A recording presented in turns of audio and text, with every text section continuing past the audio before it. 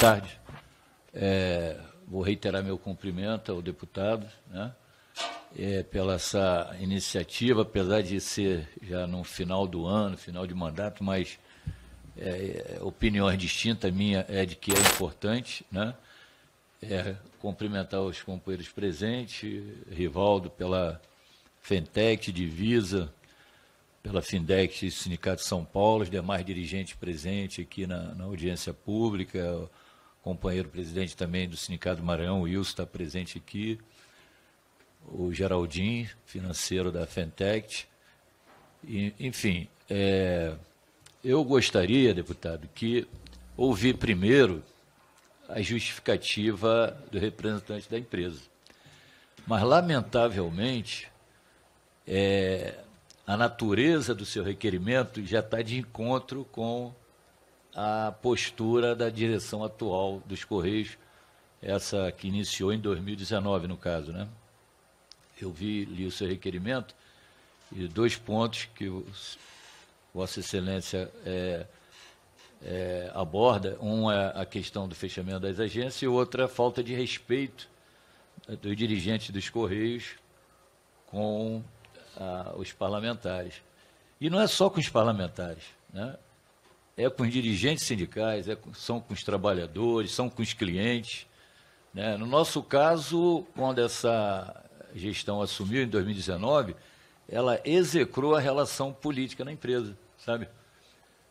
Nós tínhamos uma gerência de relações sindicais, onde os conflitos trabalhistas a gente resolvia ali, em reunião, politicamente, e a partir daí eles simplesmente cortaram essas gerências, esvaziaram ela, e nós passamos a resolver os conflitos no judiciário. Nós estamos cheios de processos, né, em termos de condições de trabalho, enfim. E essa questão hoje, que nós estamos debatendo aqui, no meu modo de ver, ela se relaciona com um projeto maior que essa gestão estava de braço dado com o governo, que era privatizar a nossa empresa, né, que já tinha calendário para leiloar os Correios, e aí eles vieram uma cadeia de, vamos dizer assim, de venda, de desmonte, né, de sucateamento, né, não dando a devida importância numa empresa,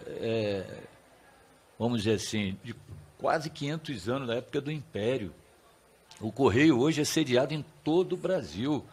Eu falo, a nossa logística é cobiçada pelas empresas que estão dentro do mercado, porque todo o território nós temos uma unidade, né?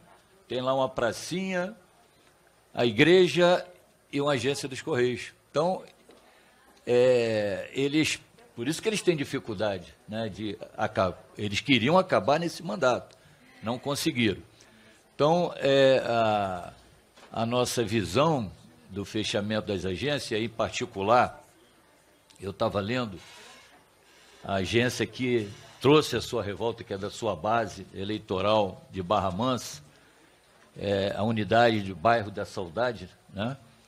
E lá nós temos um diretor lá, que futuramente nós vamos nos conhecer, visitar lá Sul Fluminense, apresentar para o seu diretor Esmeralci, que esteve presente na primeira audiência que caiu no feriado, né? Eu entendo, e o Esmeralci passou, que na região essa agência é uma das mais lucrativas. Como é que pode isso?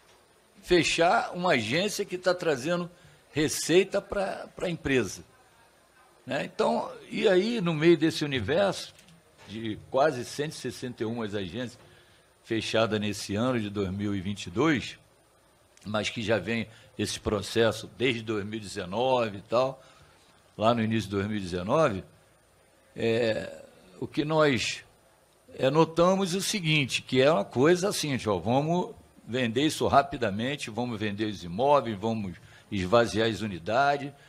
Quer dizer, a falta de respeito, como eu falei anteriormente, não é só com Vossa Excelência, com os outros parlamentares, é com os clientes, né, com os trabalhadores, né, e com a própria população, porque o Correio é uma empresa da sociedade, tem uma função social importantíssima, né, que é a questão da entrega universal, do trabalho universal, do cruzamento de receita, onde dá prejuízo, os outros estados cobrem com seu lucro. Então, é uma empresa que vive para a população. Agora, lamentavelmente, nós temos aí na gestão que não comparece nem numa audiência remotamente. Isso é uma vergonha nós termos representantes de uma empresa fazer um papel desse, né? Mas que a gente vem acompanhando, não é muito surpresa para nós, mas que nós vamos continuar lutando. Deputado, nós vamos, né, tem um projeto que está no Senado, construído por esse governo, né, que nós conseguimos manter a empresa pública lá no Senado, conversando com vários senadores, simpáticos aos Correios, né, que eles não conseguiram a votação em novembro de 2021. Aí veio o recesso e veio o ano eleitoral, que aí eles tiveram que... Mas já estava tudo preparado. Leilão, né, para vender a empresa. Né, teve, inclusive, uma coisa que eu fiquei assim... um anúncio em cadeia nacional do ministro das Comunicações, seu Fábio Farias, que não entende nada de Correio. Ele veio justificar a privatização dos Correios com a questão da universalidade. Isso nós já fazemos há muito tempo. É sinal que ele não conhece nada. Ali estava assodado. E vou mais longe.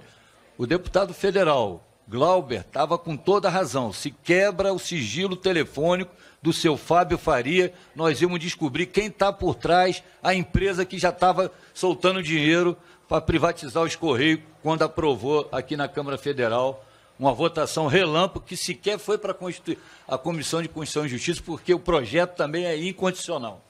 Né? Então, deputado Antônio Furtado, a gente agradece a direção do sindicato do Estado do Rio de Janeiro, aqui representada por mim, um trabalho árduo que nós temos na base, né? E dessa oportunidade de falar, de conversar, né? Já que nós estamos aí a nível nacional, trazer a nossa opinião, né, de um conterrâneo aqui do Estado do Rio de Janeiro e de municípios que são importantes, né, do Sul Fluminense, Barra Mansa, Volta Redonda, Barra do Piraí, que eu tenho o maior prazer quando vou visitar, fazer reunião com os trabalhadores naquela região, e que nós estamos lutando. O problema é esse, que nós estamos vendo aqui. Né? Não tem a nossa atenção devida aos sindicatos que são reconhecidos constitucionalmente como representantes dos trabalhadores. Mas eles passaram por cima de tudo. Lá, na nossa empresa, deputado, o regulamento interno vale mais que a CLT, vale mais que a Constituição Federal, uma coisa absurda. E incutiram isso, inclusive, em alguns funcionários, gestores, no caso, que eu fazendo reunião com eles, falei, como é que vocês não respeitam a liminar?